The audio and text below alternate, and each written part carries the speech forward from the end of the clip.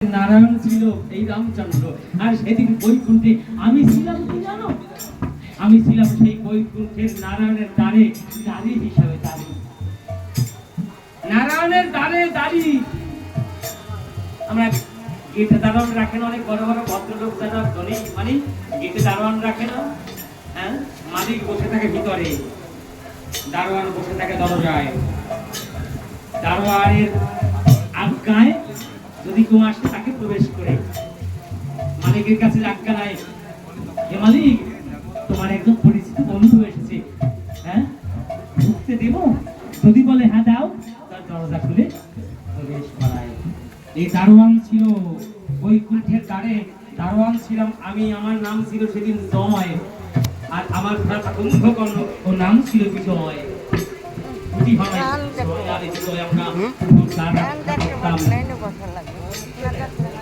সেদিন আমাদের এখানেও চেয়ারটা নিয়ে বসতে পারো, এখানে না আমি বসবো না, এখানে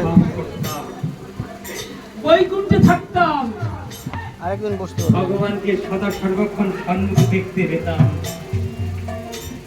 যখন মনে করতাম, মনে ভাবতাম যে ভগবানের কাছে গিয়ে দেখি কথা বলবো, তার সম্মুখে গিয়ে মনের কথা জানাতাম।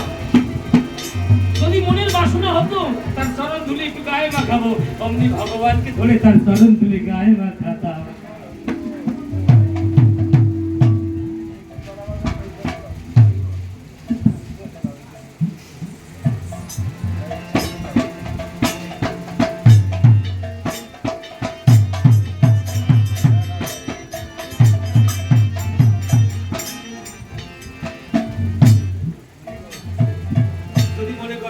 ভগবানকে ধরে আলিঙ্গন করবো, হঠাৎ ভগবানের কাছে গিয়ে একটু আলিঙ্গন করতাম।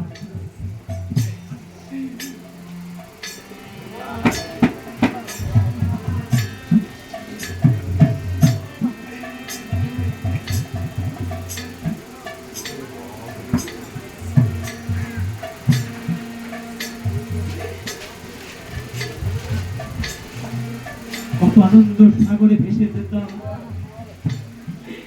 ভগবান ভগবান বলে কত কাঁদতাম।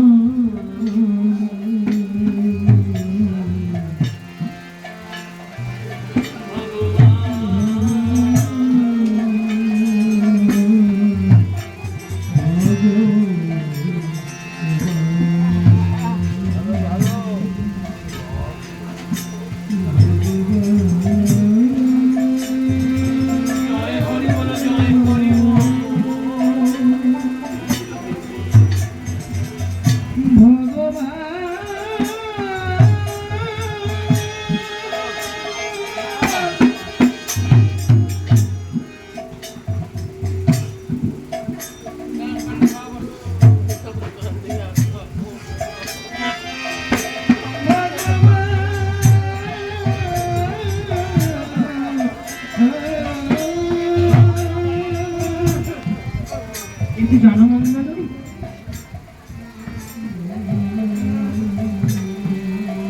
সেই আনন্দ বেশি দিন আর থাকলো না। সেই সুখ ঠাকুর আর বেশি দিন থাকতে পারলাম না। কেন জানো? অহংকার মানুষকে ধ্বংস করে দেয়। কখন? যখন ভিতরে তম অহংকার মানুষকে অন্ধত্ব করে দেয়, যখন মানুষ জ্ঞান শূন্য হয়ে যায়, যখন আপন পর বোঝার কোনো হিতাহিত জ্ঞান থাকে না মানুষের, ভালো মন্দ বিচারহীন হয়ে যায়, এ ভগবান এ ভক্ত যখন বুঝতে পারে না, জ্ঞান শূন্য হয়ে যায়, তখন মানুষ ধ্বংস হয়ে যায়। তদ্রূপ আমার জীবন তাই এই যে ভগবানের কাছে থাকা অহংকার।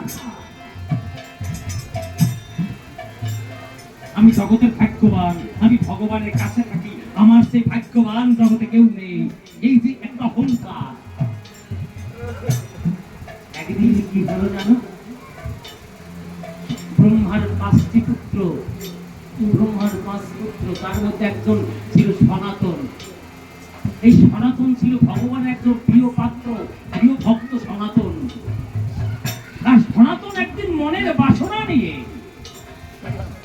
বৈকুণ্ঠে এসেছিল ভগবানকে দর্শন প্রাপ্তি হয়ে। একজন ভক্ত ভগবানকে পায় কখন জানো?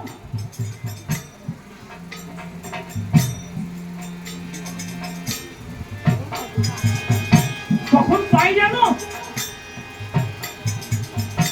যদি প্রকৃত ভক্ত হয়, যদি জগতে ভগবানের প্রকৃত ভক্ত হয়, তার কেমন একটা বেশ ধারণ করতে হয় জানো? একটা বেশ ধারণ করতে হয়। কেমন বেশ? মানুষ থাকে না, রাজবেশ, পথবেশ, ধনীবেশ, কাঙ্গাল বেশ। জগতে ভগবানকে পেতে হলে কোন ভক্তের একটা বেশ ধারণ করতে হয়। কোন বেশ জানো? কাঙ্গাল বেশ।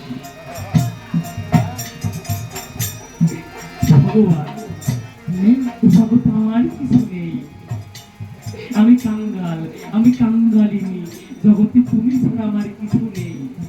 জগতে তুমি আমার, আমি তোমার, তুমি আমি এক আত্মা, এক প্রাণ, এক দেহ। আমার দেহ মন প্রাণ জীবন যৌবন যা যা আছে আমার, আমি সমস্ত কিছু তোমার চরণে অর্পণ করে দিয়েছি। আজ থেকে তুমি আমার, আমি তোমার, আমি কাঙ্গাল, আমি কাঙ্গালিনী।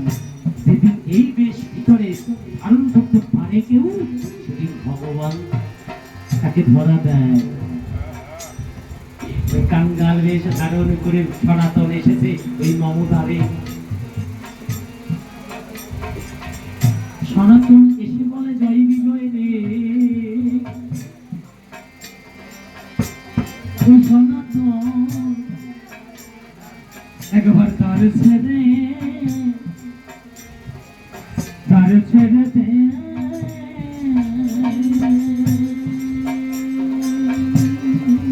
অসনাতন জয় বিজয় রে, একবার তার ছেড়ে দাও, একটু ভগবানের কাছে যাবো, একটু সাক্ষাৎ নেব। আমি জানো এই জগতে আমার মতো কাঙ্গাল ভক্ত আর কেউ নেই। ভগবানের জগতে একমাত্র কাঙ্গাল ভক্ত আমি, আমার মতো কাঙ্গাল ভক্ত জগতে কেউ নেই। সনাতন যখন এই কথা বললেন,